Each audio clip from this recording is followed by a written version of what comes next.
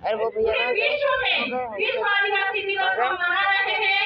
विश्व आदिवासी दिवस की आपको बहुत बहुत शुभकामनाएं देती हूँ। और यहाँ पर उपस्थित शासन, प्रशासन, पुलिस कर्मी और मेरे शुभ चिंतक भाई हैं पत्रिका वाले, उनको मैं विश्व आदिवासी दिवस की शुभकामनाएं देती हूँ और उनको कहना चाहूंगी, मेरा करबद्ध निवेदन है, जो भी संपादक है, पत्र पत्रिका वाले हैं, वो यहाँ पर बोला जाता है वो सही सही अखबार में छापे, नहीं तो नहीं छापे तो भी आज आदिवासी परिवार, आदिवासी जग चुका है। हमारी आवाज एकांत में बैठा हुआ खेत में अगर धान की फसल रोप रहा होगा तो उस तक भी यह आवाज पहुंच जाएगी।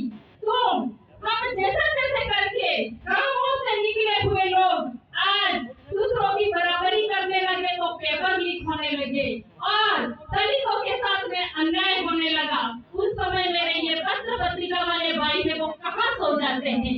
और जब आदिवासियों की आवाज, एक महिला की आवाज को दबाने के लिए तुम एड़ी चोटी का जोर लगा देते हो और पता नहीं मैंने किसी को भी फांसी नहीं चढ़ाया था और अखबार में बड़े बड़े अक्षरों में ध्यान भी छापा आप लोगों ने। तो उनके लिए मैं एक कहना चाहूंगी, अभी तो सूरज नहीं डूबा, जरा सी शाम तो होने दो। अभी सूरज नहीं डूबा, जरा सी शाम होने दो। मैं खुद लौट जाऊंगी, मुझे नाकाम तो होने दो।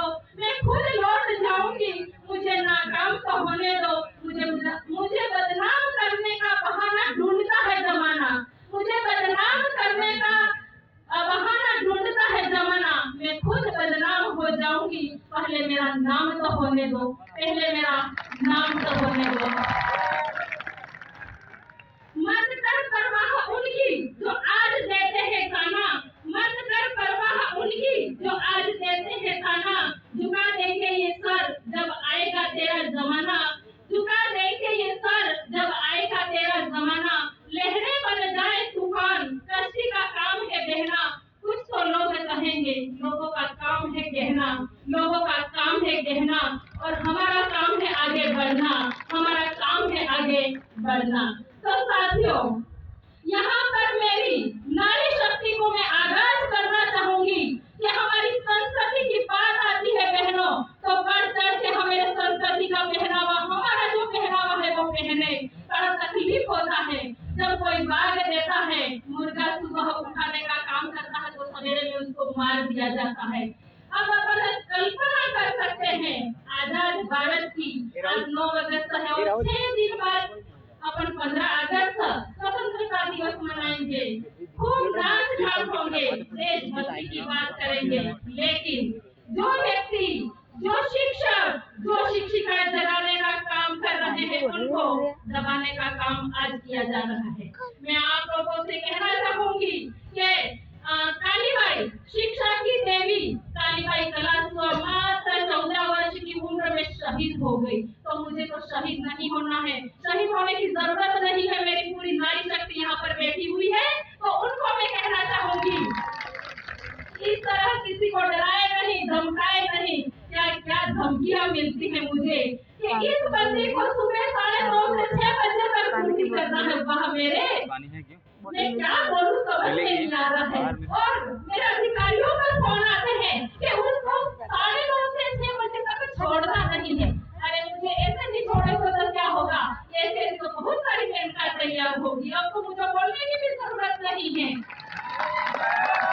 पानी पीऊंगा तो यहाँ पे लड़ी अब मेरे साल में बहुत सारे जाएगा थोड़ा सा तो वापस आ रहे हैं, हमको पानी पीने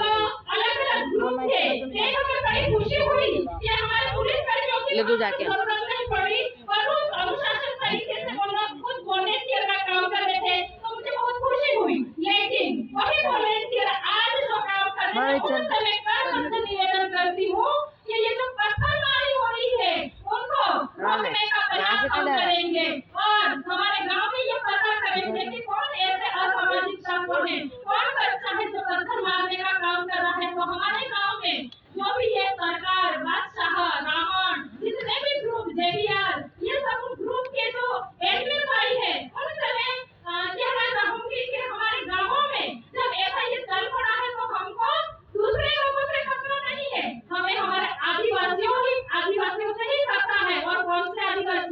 जिन पर मनुवादियों का